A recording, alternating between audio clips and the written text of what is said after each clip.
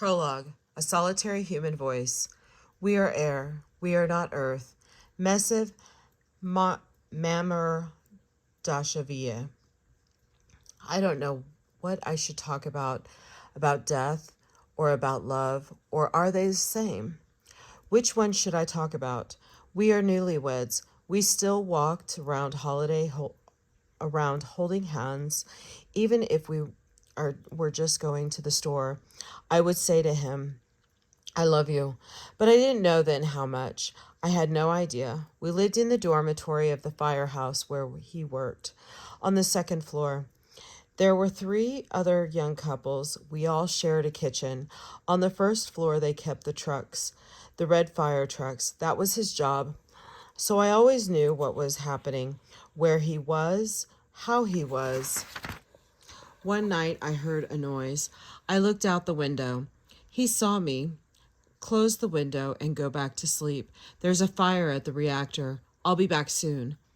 I didn't see the explosion itself, just the flames. Everything was radiant, the whole sky, a tall flame and smoke. The heat was awful, and he's still not back. The smoke was from the burning bitumen, which had covered the roof. He said later it was like walking on tar. They tried to beat down the flames. They kicked at the burning graphite with their feet. They weren't wearing their canvas gear. They went off just as they were, in their shirt sleeves. Excuse me. No one told them they had been called for a fire. That was it. 4 o'clock, 5, 6. At 6 we were supposed to go to his parents' house to plant potatoes. It's 40 kilometers from Pripyat to Svizhia, where his parents live. Sewing, plowing, he loved doing that. His mother always told me they didn't want him to move to the city. They'd even built a new house for him. He was drafted into the army. He served in the fire brigade in Moscow, and when he came out, he wanted to be a fireman and nothing else. Silence. Sometimes it's as though I hear his voice alive. Even photographs don't have the same effect on me as that voice, but he never calls out to me. Not even in my dreams. I'm the one who calls to him. 7 o'clock at 7. I was told he was in the hospital. I ran there, but the police had already encircled it, and they weren't letting anyone through, only ambulances. The policeman shouted, the ambulances are radioactive. Stay away. I wasn't the only one there. All the wives whose husbands were at the reactor that night had come. I started looking for a friend. She was a doctor at the hospital. I grabbed her white coat at 10 in the morning. The cameraman, Shishnak, died. He was the first. On the first day, we learned that another one was left under the debris. Valery Kodemchuk. They never did reach him. They buried him under the concrete, and we didn't know then that they were just the first ones. I said, Vasaya, what should I do? Get out of here. Go. You have our child. But how can I leave him? He's telling me. Go. Leave. Save the baby. First, I need to bring you some milk. Then we'll decide what to do. My friend Tanya Kebenuk comes running in. Her husband's in the same room. Her father's with her. He has a car. We get in and drive to the nearest village for some milk. It's about 3 kilometers from town. We buy a bunch of 3-liter bottles, 6 so it's enough for everyone. But they started throwing up from the milk. They kept passing out. They got put on IVs. The doctors kept telling them they'd been poisoned by gas. No one said anything about radiation. And the town was inundated right away with military vehicles. They closed off all the roads. The trolleys stopped running, and the trains. They were washing the streets with some white powder. I worried about getting to the village the next day to buy some more fresh milk. No one talked about the radiation. Only the military people wore surgical masks. The people in town were carrying bread from the stores, just open sacks with the loaves in them. People were eating cupcakes on plates. I couldn't get into the hospital that evening. There was a sea of people. I stood under his window. He came over and yelled something to me. It was all so desperate. Someone in the crowd heard him. They were being taken to Moscow that night. All the wives got together in one group. We decided we'd go with them. Let us go with our husbands. You have no right. We punched and clawed. The soldiers were there. Were already soldiers pushed us back. Then the doctor came out and said, yes, they were flying to Moscow, but we needed to bring them their clothes. The clothes they'd worn at the station had been burned. The buses had stopped running already, and we ran across the city. We came running back with their bags, but the plane was already gone. They tricked us so that we wouldn't be there yelling and crying. It's night. On one side of the streets, there were buses, hundreds of buses. They're already preparing the town for evacuation, and on the other side, hundreds of fire trucks. They came from all over, and the whole street is covered in white foam. We're walking on it, just cursing and crying. Over the radio, they tell us they might evacuate the city for 3 to 5 days. Take your warm clothes with you. You'll be living in the forests in tents. People were even glad. A camping trip. We'll celebrate May Day like that, a break from routine. People got barbecues ready. They took their guitars with them, their radios. Only the women whose husbands had been at the reactor were crying. I can't remember the trip out to my parents' village. It was like I woke up when I saw my mother. Mama Vasilius in Moscow. They flew him out on a special plane, but we finished planting the garden. A week later, the village was evacuated. Who knew? Who knew that then? Later in that day, I started throwing up. I was 6 months pregnant. I felt awful. That night, I dreamed he was calling out to me in his sleep. Lalyusa, Lasinka. But after he died, he didn't call out in my dreams anymore. Not once. She starts crying. I got up in the morning thinking I have to get to Moscow by myself. My mother's crying. Where are you going the way you are? So I took my father with me. He went to the bank and took out all the money they had. I can't remember the trip. The trip just isn't in my memory. In Moscow, we asked the first police officer we saw, where did they put the Chernobyl firemen? And he told us. We were surprised too. Everyone was scaring us that it was top secret. Hospital number 6 at the Shinkinyuska stop. It was a special hospital for radiology, and you couldn't get in without a pass. I gave some money to the woman at the door, and she said, go ahead. Then I had to ask someone else, beg. Finally, I'm sitting in the office of the head radiologist, Angelina Vasilevna Guskova. But I didn't know that yet. What her name was, I didn't remember anything. I just knew I had to see him. Right away, she asked, do you have kids? What should I tell her? I can see already. I need to hide that I'm pregnant. They won't let me see him. It's good. I'm thin. You can't really tell. Yes, I say. How many? I'm thinking I need to tell her too. If it's just one, she won't let me in. A boy and a girl. So you don't need to have any more. All right, listen. His central nervous system is completely compromised. His skull, sorry about that, completely compromised. Okay, I'm thinking, so he'll be a little fidgety. And listen, if you start crying, I'll kick you out right away. No hugging or kissing. Don't even get near him. You have half an hour, but I knew already that I wasn't leaving. If I leave, then it'll be with him. I swore to myself. I come in. They're sitting on the bed, playing cards and laughing. Vasaya, they call out. He turns around. Oh, now it's over. Even here, she found me. He looks so funny. He's got pajamas on for a size 48 and he's a size 52. The sleeves are too short, the pants are too short, but his face isn't swollen anymore. They were given some sort of fluid. I say, where'd you run off to? He wants to hug me. The doctor won't let him. Sit, she says. No hugging in here. We turned it into a joke somehow, and then everyone comes over from from the other rooms too. Everyone from Pripyat. There were 28 of them on the plane. What's going on? How are things in town? I tell them they've begun evacuating everyone. The whole town is being cleared out for 3 or 5 days. None of the guys says anything. And then one of the women, there were 2 women, she was on duty at the factory the day of the accident. She starts crying. Oh God, my kids are there. What's happening with them? I wanted to be with him alone, if only for a minute. The guys felt it, and each of them thought of some excuse, and they all went out into the hall. Then I hugged and kissed him. He moved away. Don't sit, Nimri. Get a chair.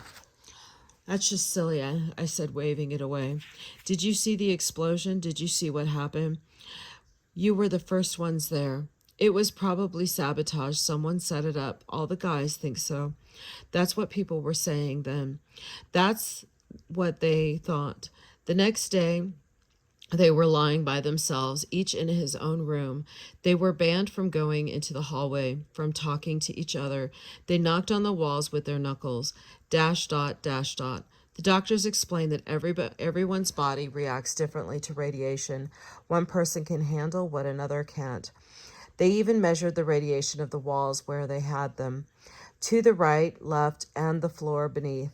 They moved out all the sick people from the floor below and the floor above. There was no one left in the place. For 3 days I lived with my friends in Moscow.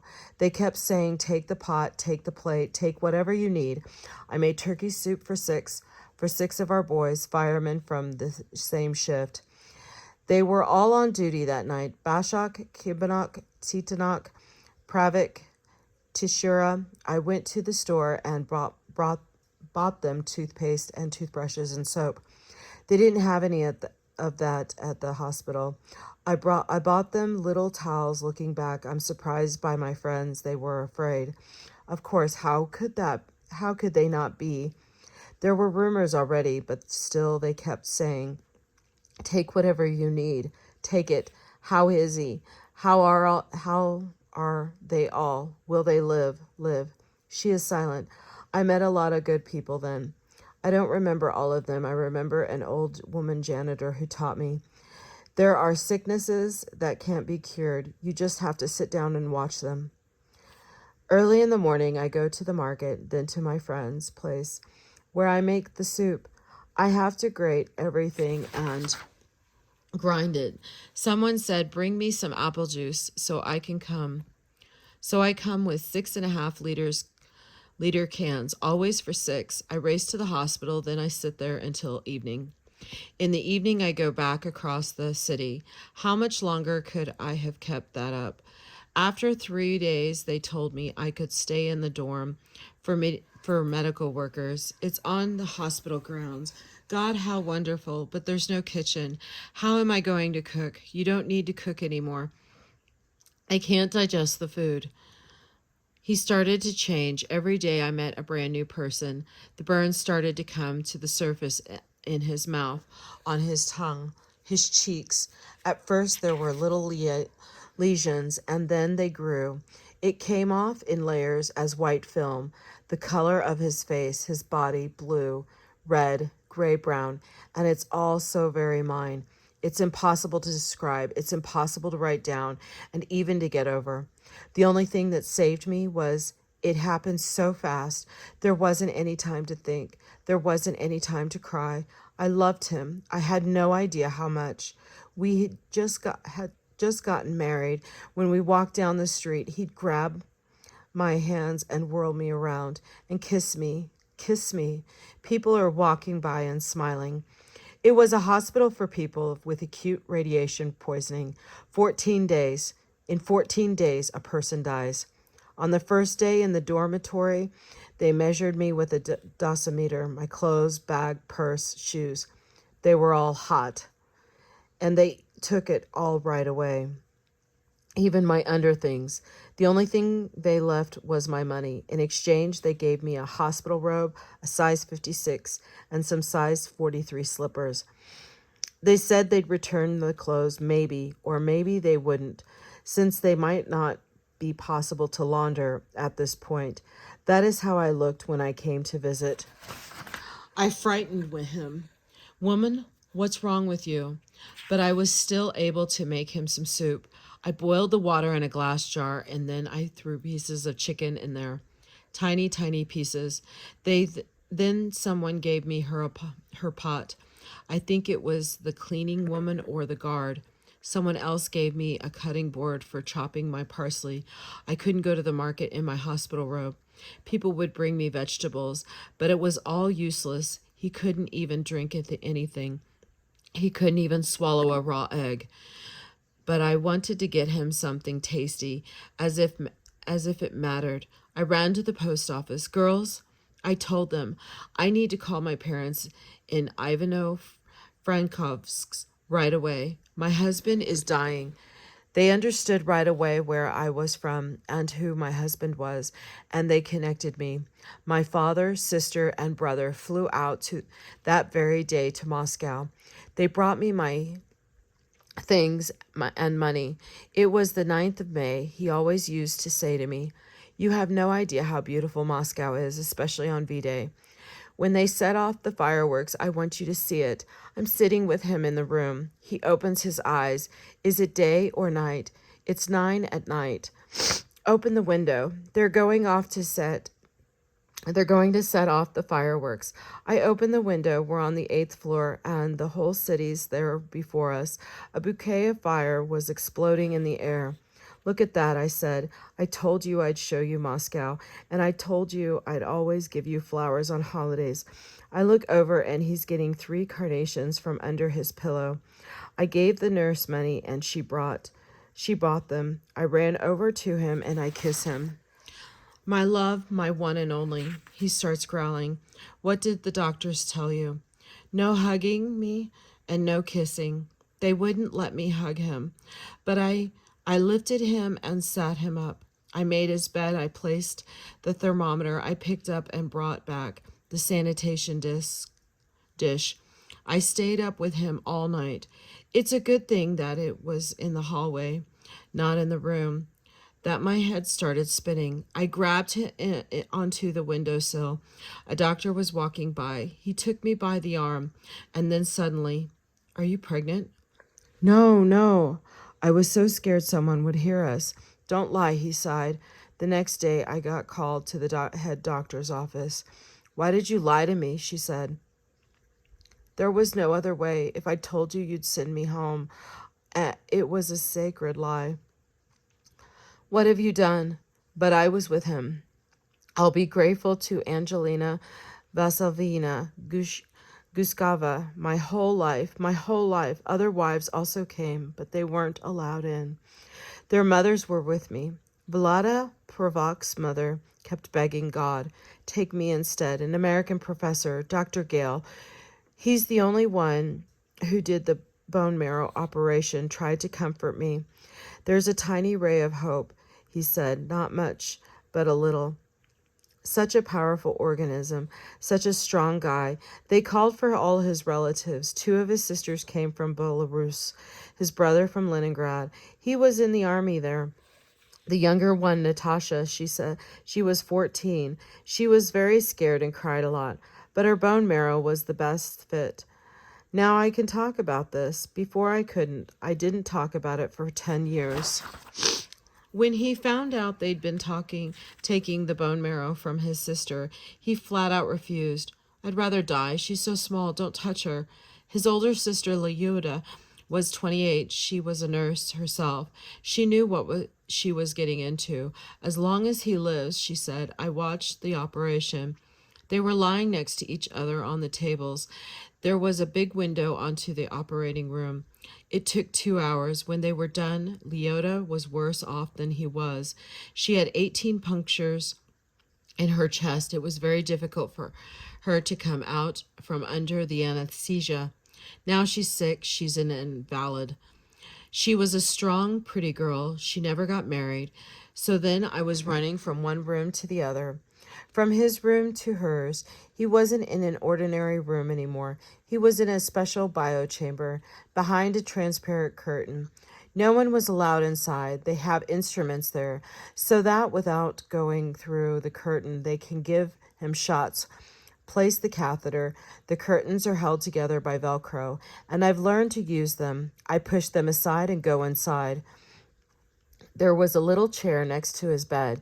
He got so bad that I couldn't leave him now, even for a second. He was calling out to me constantly, Liusha, where are you? Luisha. He called and called. The other biochambers where our boys were tended to by soldiers because the orderlies on staff refused.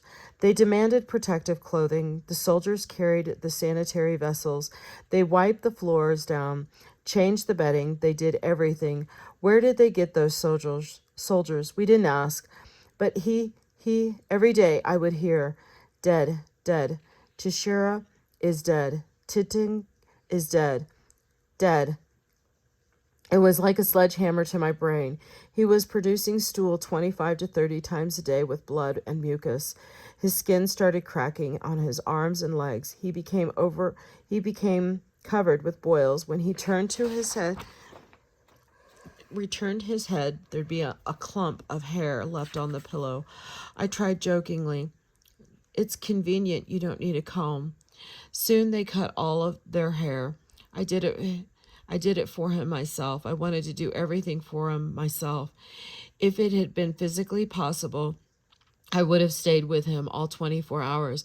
I couldn't spare a minute. Long silence. My brother came and he got scared. "I won't let you in there," but my father said to him, "You think you can stop her? She'll go through the window. She'll get up through the fire escape." I go back to the hospital and there's an orange on the bed side table, a big one in pink. He's smiling. "I got a gift. Take it." Meanwhile, the nurse is gesturing through the film that I can't eat it. It's been near him a while, so not only can you not eat it, you shouldn't even touch it.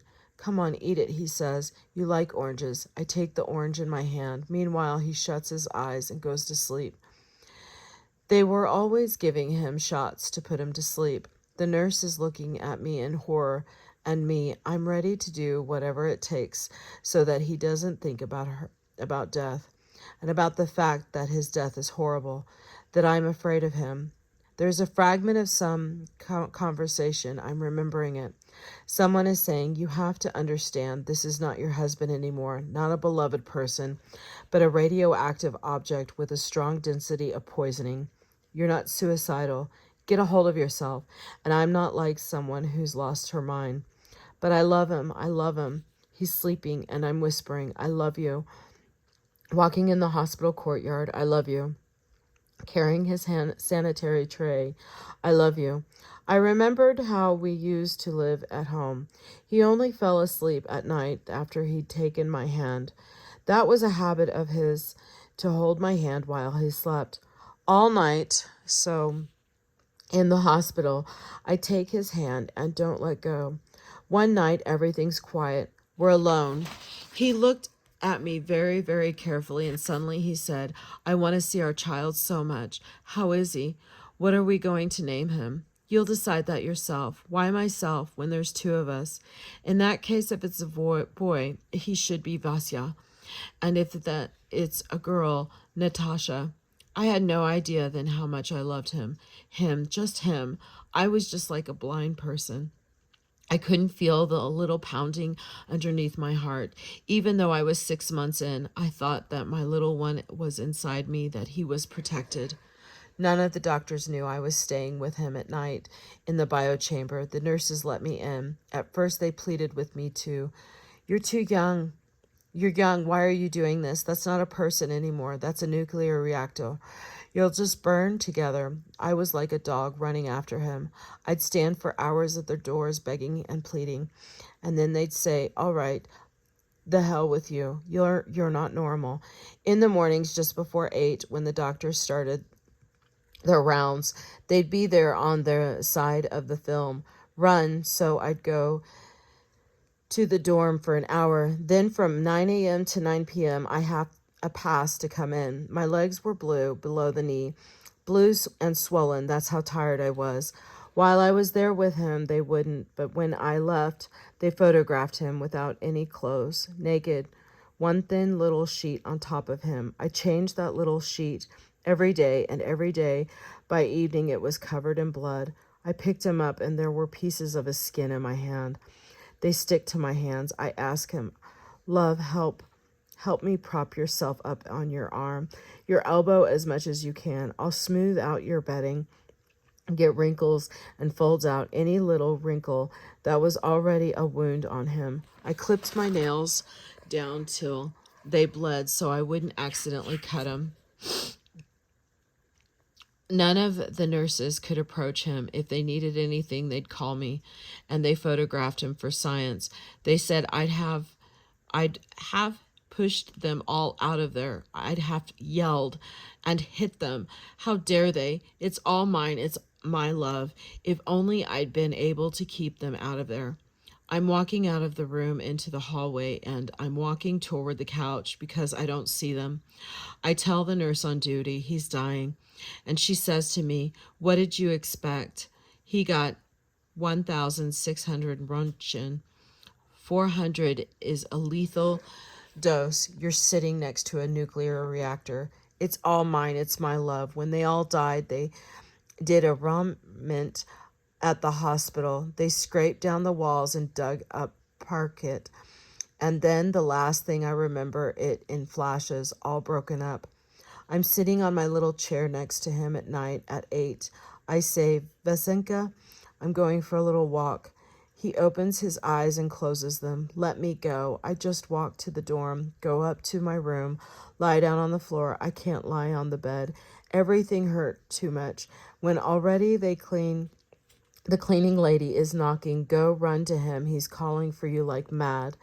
That morning, Tanya Kibinek pleaded with me. Come to the cemetery. I can't go there alone.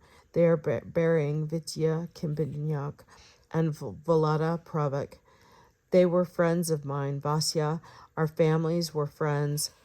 There's a photo of us all in the building the day before the explosion. Our husbands are so handsome and happy. It was the last day of that life. We were all so happy. I came back to the cemetery and called the nurse's post. Right away. How is she? He died 15 minutes ago. What? I was there all night. I was gone for 3 hours. I came up to the window and started shouting, Why? Why? I looked up at the sky and yelled. The whole building could hear me. They were afraid to come up to me. Then I came to. I'll see him one more time. Once more. I run down the stairs. He was still in his biochamber. They hadn't taken him away yet. His last words were La Sugya, La Syunka. She's just stepped away for a bit. She'll be right back, the nurse told him. He sighed and went quiet. I didn't leave him any more after that. I escorted him all the way to the gravesite. Although the thing I remember isn't the grave, it's the plastic bag. That bag at the morgue, they said, want to see what we'll dress him in. I do. They dressed him up in formal wear with his service cap. They couldn't get his shoes on him because his feet had swelled up. They had to cut up the formal too because they couldn't get it on him. There wasn't a whole body to put it on. It was all wounds. The last 2 days in the hospital, I'd lift his arm, and meanwhile the bone was shaking, just sort of dangling. The body has gone away from it. Pieces of his lungs, his liver, were coming out of his mouth. He was choking on his internal organs. I'd wrap my hand in a bandage and put it in his mouth to take out all that stuff. It's important to talk about. It's impossible to write about and even to live through. It was all mine, my love. They couldn't get a single pair of shoes to fit him. They buried him barefoot. Right before my eyes in his formal wear, they put him in that cellophane bag of theirs and tied it up. And then they put this bag in the wooden coffin, and they tied the coffin with another bag. The plastic is transparent but thick, like a tablecloth, and then they put all that into a zinc coffin. They squeezed it in Only the cap didn't fit. Everyone came to it. Came his parents, my parents. They brought black handkerchiefs in Moscow. The Extraordinary Commission met with us. They told everyone the same.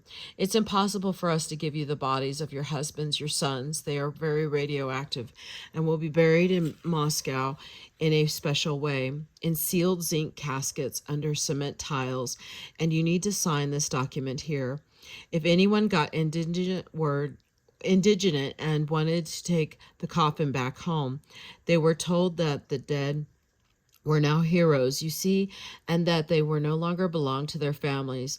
They were heroes of the state. They belonged to the state. We sat in the hearse, the relatives and some military people, a colonel and his regiment. They tell the regiment, await your orders. We drive around Moscow for 2 or 3 hours around the Beltway. We're going back to Moscow again. They tell the regiment we're not allowing anyone into the cemetery. The cemetery is being attacked by foreign correspondents. Wait some more. The parents don't say anything. Mom has a black handkerchief.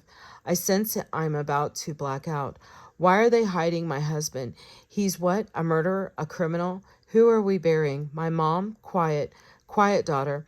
She's petting me on the hand. The colonel calls in. Let's enter the cemetery. The wife is getting hysterical. At the cemetery, we were surrounded by soldiers. We had a convoy and they were carrying the coffin. No one was allowed in. It was just us. They covered him with earth in a minute. Faster, faster, the officer was yelling. They didn't even let me hug the coffin. And onto the bus, everything on the sly. Right away, they brought us plane tickets back home. For the next day, the whole time was someone with us. He wouldn't even let us out of the dorm to buy some food for the trip. God forbid we might talk with someone, especially me. As if I could talk by then, I couldn't even cry. When we were leaving, the woman on duty counted all the towels and all the sheets. She folded them right away and placed them in a polyethylene bag. They probably burnt them. We paid for the dormitory ourselves. For 14 nights, it was a hospital for radiation poisoning. 14 nights. That's how long it takes for a person to die. At home, I fell asleep. I walked into the place and just fell onto the bed. I slept for 3 days. An ambulance came. No, said the doctor. She'll wake up. It's just a terrible sleep. I was 23. I remember the dream I had. My dead grandmother comes to me in the clothes that we buried her in. She's dressing up the New Year's tree. Grandma, why do we have a New Year's tree? It's summertime. Because your Vasenka is going to join me soon. And he grew up in the forest. I remember the dream. Vasya comes in a white robe and calls for Natasha. That's our girl, who I haven't given birth to yet. She's already grown up. He throws her up to the ceiling and they laugh. And I'm watching them and thinking that happiness, it's so simple. I'm sleeping. We're walking along the water, walking and walking. He probably asked me not to cry. Gave me a sign from up there. She is silent for a long time. 2 months later, I went to Moscow from the train station straight to the cemetery to him. And at the cemetery, I start going into labor.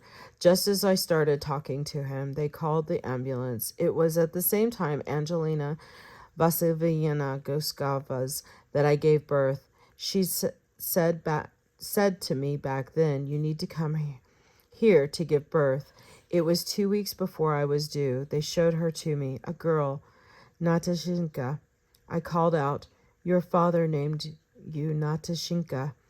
She looked healthy, arms, legs, but she had a cirrhosis of the liver. Her liver had 28 Röntgen, congenital heart disease. For hours later, they told me she was dead, and again, we won't give her to you. What do you mean you won't give her to me? It's me who won't give her to you. You want to take her for science. I hate your science. I hate it. She's silent. I keep saying the wrong thing to you. I'm not supposed to yell after my stroke. I'm not supposed to cry. That's why the words are all wrong. But I'll say this, no one knows this. When they brought me the little wooden box and said, she's in there, I looked. She'd been cremated. She was ashes. And I started crying. Put her at his feet, I requested. There at the cemetery, it doesn't say Natasha Ignatinko. There's only his name. She didn't have a name yet. She didn't have anything, just a soul. That's what I buried there. I always go there with 2 bouquets, one for him and the other I put in the corner for her. I crawl around the graves on my knees, always on my knees. She becomes incomprehensible. I killed her. She saved. My little girl saved me. She took the whole radioactive shock into herself. She was like the lightning rod for it. She was so small. She was a little tiny thing. She has trouble breathing. She saved. But I love them both because you can't kill something you love, right? With such love. Why are these things together, love and death? Together? Who's going to explain this to me? I crawl around the grave on my knees. She is silent for a long time. In Kiev, they gave me an apartment. It was in a large building where they put everyone from the atomic station. It's a big apartment with 2 rooms, the kind Vasya and I had dreamed of, and I was going crazy in it. I found a husband eventually. I told him everything, the whole truth, that I have one love for my whole life. I told him everything. We'd meet, but I'd never invite him to my home. That's where Vasya was. I worked in a candy shop. I'd be making cake, and tears would be rolling down my cheek. I'm not crying, but there are tears rolling down. I gave birth to a boy, Andrika. My friends tried to stop me. You can't have a baby, and the doctors tried to scare me. Your body won't be able to handle it. Then later, they told me that he'd be missing an arm, his right arm. The instrument showed it. Well, so what? I thought, I'll teach him to write with his left hand. But he came out fine. A beautiful boy. He's in school now. He gets good grades. Now I have someone. I can live and breathe him. He's the light in my life. He understands everything perfectly. Mom, if I go visit Grandma for 2 days, will you be able to breathe? I won't. I fear the day I'll have to leave him. One day we're walking down the street, and I feel that I'm falling. That's when I had my first stroke, right on the street. Mom, do you need some water? No, just stand here next to me. Don't go anywhere. And I grabbed his arm. I don't remember what happened next. I came to in the hospital, but I grabbed him so hard that the doctors were barely able to pry my fingers open. His arm was blue for a long time. Now we walk out of the house. He says, Mommy, just don't grab my arm. I won't go anywhere. He's also sick. 2 weeks in school, 2 weeks at home with the doctor. That's how we live. She stands up and goes over to the window. There are many of us here, a whole street. That's what it's called. Chernobylaske. These people worked at the station their whole lives. A lot of them still go to work on a provisional basis. That's how they work there now. No one lives there anymore. They have bad diseases. They're invalids, but they don't leave their jobs. They're scared to even think of reactors closing down. Who needs them now anyway? Now anywhere else. Often they died in an instant. They just drop. Someone will be walking. He falls down, goes to sleep, never wakes up. He was carrying flowers for his nurse, and his heart stopped. They die, but no one really asks us. No one asked what we've been through, what we saw. No one wants to hear about death, about what scares them. But I was telling you about love, about my love. Lyudmila Ignatinko, wife of deceased fireman Vasily Ignatinko. Part 1, Land of the Death. Monologue, what can be talked about with the living of the dead and the dead. The wolf came into the yard at night. I looked out the window, and there he is, eyes shining like headlights. Now I'm used to everything. I've been living alone for 7 years. 7 years since the people left. Sometimes at night I'll just be sitting here thinking until it's lights out again. So on this day I was up all night, sitting on my bed, and then I went out to look at how the sun was. What should I tell you? Death is more just than anything else in the world. No one can escape it. The earth takes everyone, the kind, the cruel, the sinners. Aside from that, there's no justice on earth. I worked hard and honestly my whole life, but I didn't get any justice. God was dividing things up somewhere, and by the time the line came to me, there was nothing left. A young person can die, an old person has to die. At first, I waited for people to come. I thought they'd come back. No one said they were leaving forever. They said they were leaving for a while. But now I'm just waiting for death. Dying isn't hard, but it is scary. There's no church. The priest doesn't come. There's no one to tell my sins to. The first time they told us we had radiation, we thought it's a sort of a sickness, and whoever gets it dies right away. No, no, they said. It's this thing that lies on the ground. It gets into the ground, but you can't see it. Animals might be able to see it and hear it, but people can't. The police and the soldiers put up these signs. Some were next to people's houses, some were on the streets. They'd write 70 curie, 60 curie. We'd always live off our potatoes, and then suddenly we were not allowed to. For some people, it was real bad. For others, it was funny. They advised us to work in our gardens in masks and rubber gloves, and then another big scientist came to the meeting hall and told us that we needed to wash our yards. Come on, I couldn't believe what I was hearing. They ordered us to wash our sheets, our blankets, our curtains, but they're in a storage, in closets and trunks. There's no tradition in there, behind glass, behind closed doors. Come on, it's in the forest, it's in the field. They closed the wells, locked them up, and wrapped them in cellophane. Said the water was dirty. How can it be dirty when it's so clean? They told us a bunch of nonsense. You'll die. You'll need to leave. Evacuate. People got scared. They got filled up with fear. At night, people started packing up their things. I also got my clothes, folded them up, my red badges for my honest labor, and my lucky kopika that I had. Such sadness. It filled my heart. Let me be struck down here, right here, if I'm lying. And then I hear about it, about how the soldiers were evacuating one village, and this old man and woman stayed. Until then, when people were roused up and put on buses, they'd take their cow and go into the forest. They'd wait there, like during the war when they were burning down the villages. Why would our soldiers chase us? Starts crying. It's not stable. Our life. I don't want to cry. Oh, look there, a crow. I don't chase them away. Although sometimes a crow will steal eggs from the barn, I still don't chase them away. I don't chase anyone away. Yesterday, a little rabbit came over. There's a village nearby. Also, there's one woman living there. I said, come by. Maybe it'll help. Maybe it won't. But at least there'll be someone to talk to. At night, everything hurts. My legs are tingling like there are little ants running through them. That's my nerve running through me. It's like that when I pick something up, like wheat being crushed. Crunch, crunch. Then the nerve calms down. I've already worked enough in my life, been sad enough.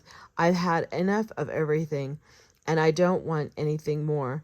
I have daughters and sons. They're all in the city. But I'm not going anywhere. God gave me years, but he didn't give me a fair share. I know that an old person gets boring, that the younger generation will run out of patience. I haven't had much joy from my children.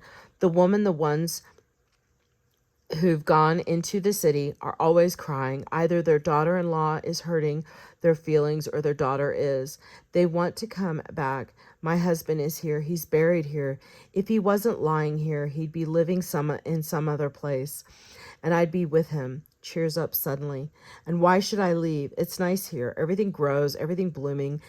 From the littlest fly to the animals, everything's living. I'll remember everything for you. The planes are flying, and flying every day. They fly real low, right over our heads. They're flying to the reactor, to the station, one after the other. While here we have the evacuation, they're moving us out, storming the houses. People have gone undercover. They're hiding. The lively stock is moaning. The kids are crying. It's war, and the sun's out. I sat down and didn't come out of the hut. Though it's true, I didn't lock up either. The soldiers knocked, "Ma'am, have you packed up?" And I said, "Are you going to tie my hands and feet?" They didn't say anything. And then they left. They were young. They were kids. Old women were crawling on their knees in front of their houses, begging the soldiers pick them up under their arms and into the car. But I told them, whoever touched me was going to get it. I cursed at them. I cursed good. I didn't cry. That day I didn't cry. I sat in my house. 1 minute there's yelling, and then it's quiet, very quiet. On that first day I didn't leave the house. They told me later that there was a column of people walking, and next to that there was a column of livestock. It was war. My husband liked to say that people may shoot, but it's God who delivers the bullet. Everyone has his own fate. The young ones who left, some of them have already died in their new place, whereas me, I'm still walking around, slowing down. Sure, sometimes it's boring and I cry. The whole village is empty. There's all kinds of birds here. They fly around, and there's elk here. All you want. Starts crying. I remember everything. Everyone up and left, but they left their dogs and cats. The first few days I went around pouring milk for all cats, and I'd give the dogs a piece of bread. They were standing in their yards waiting for their masters. They waited for them for a long time. The hungry cats ate cucumbers, they ate tomatoes. Until autumn, I took care of my neighbor's lawn up to the fence. Her fence fell down. I hammered it back up again. I waited for the people. My neighbor had a dog named Zukok. Zukok, I'd say, if you see the people first, give me a shout. One night I dreamt I was getting evacuated. The officer yells, "Lady, we're going to burn everything down and bury it. Come out." And they drive me somewhere to some unknown place. Not clear where. It's not the town. It's not the village. It's not even Earth. One time I had a nice little kitty, Vaska. One winter, the rats were really hungry and they were attacking. There was nowhere to go. They'd crawl under the covers. I had some grain in a barrel. They put a hole in the barrel, but Vaska saved me. I'd have died without him. We'd talk, me and him, and eat dinner. Then Vaska disappeared. The hungry dogs ate him. Maybe, I don't know. They were always running around hungry until they died. The cats were so hungry they ate their kittens. Not during the summer, but during the winter. They would, God forgive me. Sometimes now I can't even make it all the way through the house for an old woman.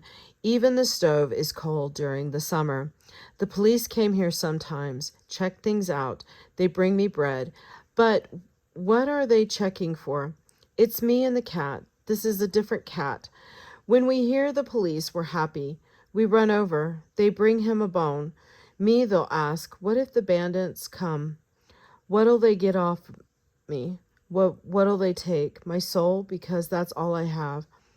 They're good boys. They laugh. They brought me some batteries for my radio. Now I listen to it. I like Ludmila Zakima, but she's not singing as much anymore. Maybe she's old now, like me. My man used to say, the dance is over. Put the violin back in the case. I'll tell you how I found my kitty. I lost Vaska. I waited a day or two.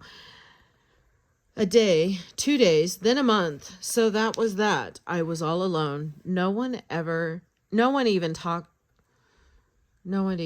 to. I walked around the village, going into other people's yards, calling out, "Vaska Murka, Vaska Murka." At first there were a lot of them running around, and then they disappeared somewhere. Death doesn't care. The earth takes everyone, so I'm walking and walking for 2 days. On the third day, I see him under the store. We exchange glances. He's happy, I'm happy, but he doesn't say anything. All right, I say, let's go home. But he sits there meowing. So then I say, what'll you do here by yourself? The wolves will eat you. They'll tear you apart. Let's go. I have eggs. I have some lard. But how do I explain it to him? Cats don't understand human language. Then how come he understood me? I walk ahead, and he runs behind me, meowing, I'll cut you off some lard. Meow, we'll live together, the two of us. Meow, I'll call you Vaska, too. Meow, we've been living together 2 winters now. I get bored sometimes, and then I cry. I go to the cemetery. My mom's there. My little daughter, she burned up with the typhus during the war. Right after we took her to the cemetery, buried her, the sun came out from the clouds and shone and shone. Like, you should go and dig her up. My husband is there. Fieta. I sit with them all. I sigh a little. You can talk to the dead, just like you can talk to the living. Makes no difference to me. I can hear the one and the other. When you're alone and when you're sad, when you're very sad, Ivan Gravelanka, he was a teacher. He lived right next to the cemetery. He moved to the Crimea. His son was there next to him, was Pyotr Misikyo. He drove a tractor. He was a Stakhanovite. I'm sorry if I mispronounced. Back then, everyone was aching to be a Stakhanovite. He had magic hands. He could make lace out of wood. His house, it was the size of the whole village. Oh, I felt so bad, and my blood boiled when they tore it down. They buried it. The officer was yelling, "Don't think of it, Grandma. It's on a hot spot." Meanwhile, he's drunk. I came over. Pietro's crying. "Go on, Grandma. It's all right." He told me to go. And the next house is Misha Mikov's. He heated the kettles on the farm. He died fast, left here, and died right away. Next to his house was Stepta Mikov's. He was a zoologist. It burned down. Bad people burned it down at night. Stepa didn't live long. He's buried somewhere in the Mogilev region. During the war, we lost so many people. Vasila Kovacic, Maxima Nikoforenko. They used to live. They were happy. On holidays, they'd sing, dance, play the harmonica. And now it's like a prison. Sometimes I'll close my eyes and go through the village.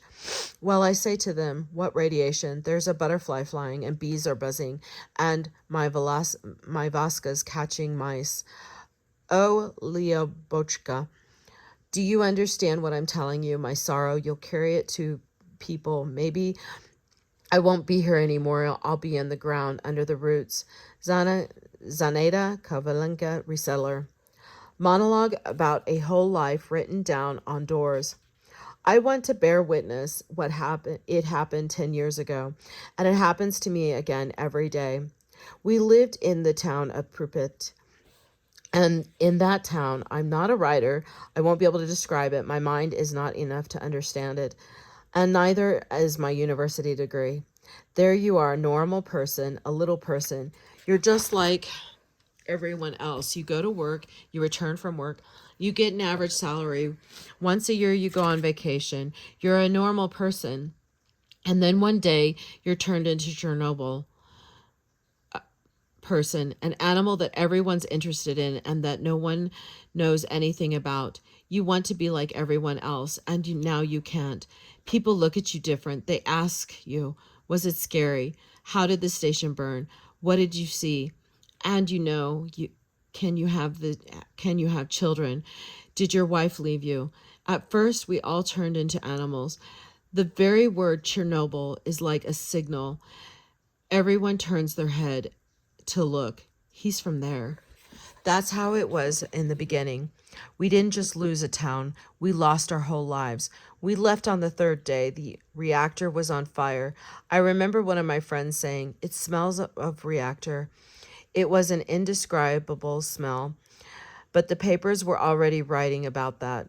They turned Chernobyl into a house of horrors, although actually they just turned it into a cartoon. I'm only going to tell you about what's really mine. Excuse me, my own truth. It was like this. They announced over the radio that you couldn't take your cats. So we put in the suitcase, but she didn't want to go. She climbed out, scratched everyone. You can't take your belongings. All right, I won't take all my belongings. I'll just take one belonging, just one. I need to take my door off the apartment and take it with me. I can't leave the door. I'll cover the entrance with some boards. Our door, it's our talisman. It's our family relic. My father lay on this door. I don't know whose tradition this is.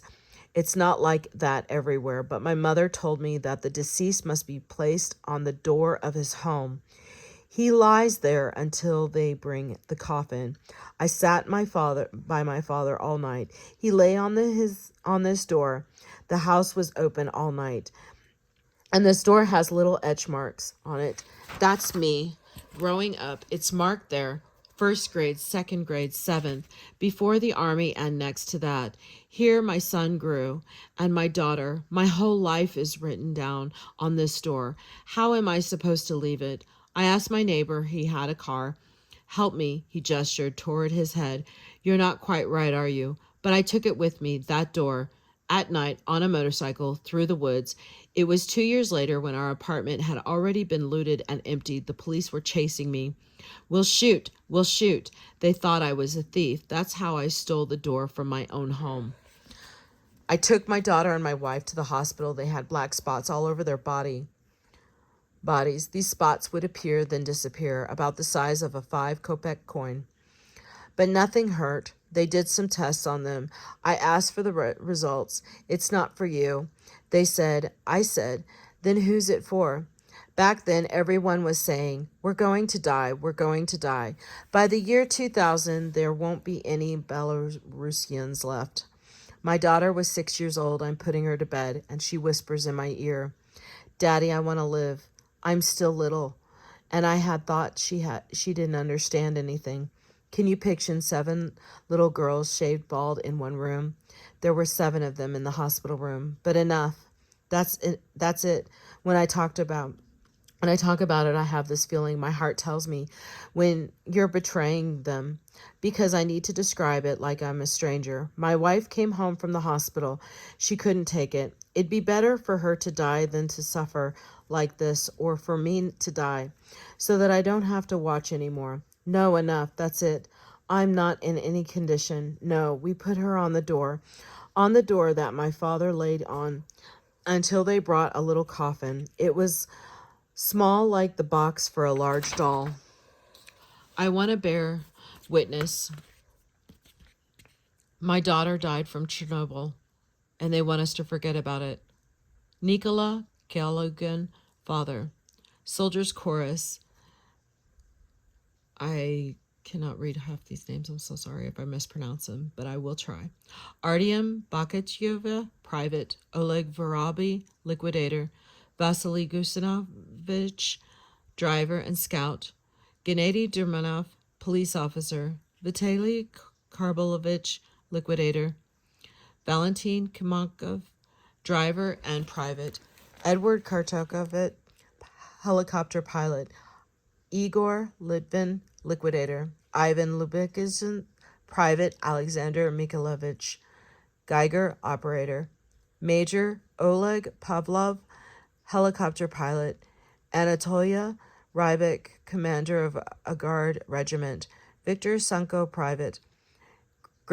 Grigory Kovarkst, liquidator. Alexander Shikanovich, police officer. Vladimir Shved, Captain. Alexander Yasinski, police officer. Our regiment was given the alarm that it was only when we got to the Bolorskaya train station in Moscow that they told us where we were going. One guy, I think he was from Leningrad, began to protest. They told him they'd drag him before a military tribunal. The commander said that before the troops, you'll go to jail or be shot. I felt the complete opposite of that guy. I want to do something heroic. Maybe it was kid stuff, but there were others like me. We had guys from all over the Soviet Union, Russians, Ukrainians, Kazakhs, Armenians. It was scary, but also exciting for some reason. So they brought us in, and they took us right to the power station. They gave us white robes and white caps and gauze surgical masks. We cleaned the territory. We spent a day cleaning down below and then a day above. On the roof of the reactor, everywhere we used shovels. The guys who went up, we called them the storks. The robots couldn't do it. Their systems got all crazy, but we worked and we were proud of it. We rode in there. There was a sign that said zone off limits. I'd never been to war, but I got a familiar feeling. I remembered it from where I connected it to death for some reason. This is the end of the extra excerpts. Thank you.